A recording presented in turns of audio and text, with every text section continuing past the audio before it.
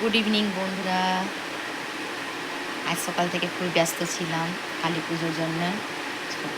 বাড়িতে অনেক কাজ কাম ছিল, সেই জন্য ভিডিও ছাড়তে পারছিলাম না। এখন সমস্ত কাজ সেরে ঘর সাজিয়ে যে রেডি করে তারপরে আপনাদের সঙ্গে ভিডিও নিয়ে এসেছি। তাহলে দেখাচ্ছি সকাল থেকে কিসে ব্যস্ত ছিলাম।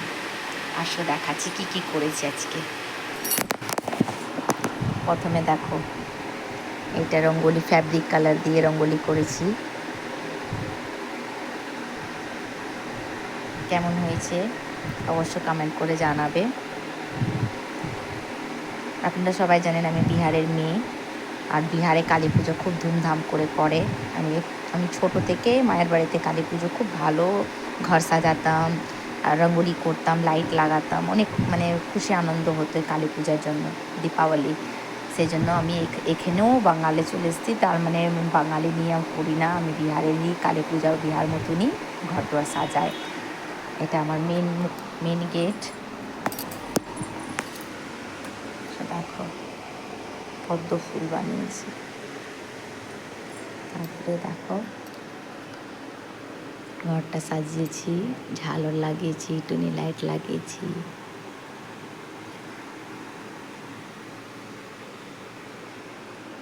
এটা একটা ছোট দোয়ারটা, এটাও দরজাতে দেখো।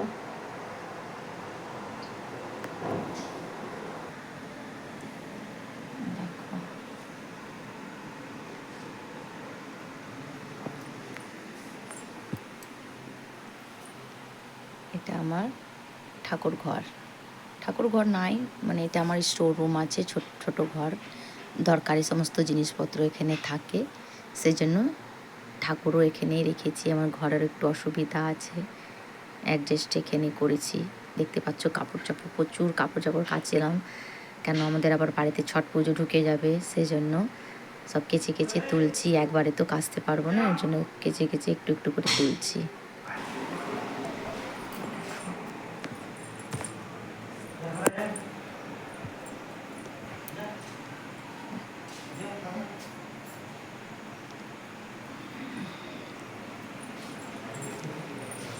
তাদেরকে আমার রঙ্গোলি ভালো লেগেছে, অবশ্য কমেন্ট করে জানাবে কেমন হয়েছে না হয়েছে।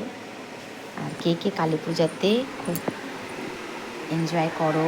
তারপরে দেখো ফুল, কালকে বাজার গিয়েছিলাম ধানতেরাসে, ফুল কিনে নিয়ে এসেছি। ঠাকুর কিনেছি, ঠাকুরটা ঘুরিয়ে রেখেছি, পুজোর সামান কিনা হয়ে গেছে। দেখো আমার মেয়ের জন্য খেলনা কিনেছি, এটা কড়াই, আঁকা, এটা থালা, না এটা গামলা, এটা থালা, এগুলো সব কালার করেছি ফ্যাব্রিক কালার দিয়ে। এখনও কাজ ধরা আছে, এটাকে ঠিক করতে হবে। দেখতে পাচ্ছ আর কিছু কিছু খেলনা আজকে ওর বাবা নিয়ে আসবে।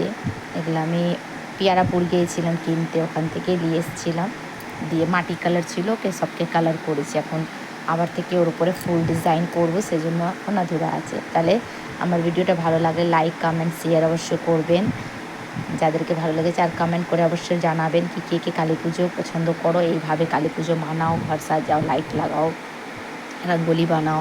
আর আবার কালকে আসবো একটা নতুন মিনি ব্লগ নিয়ে, কালকে দেখাবো আমি কালী পুজোতে বাড়িতে কিভাবে পুজো করি।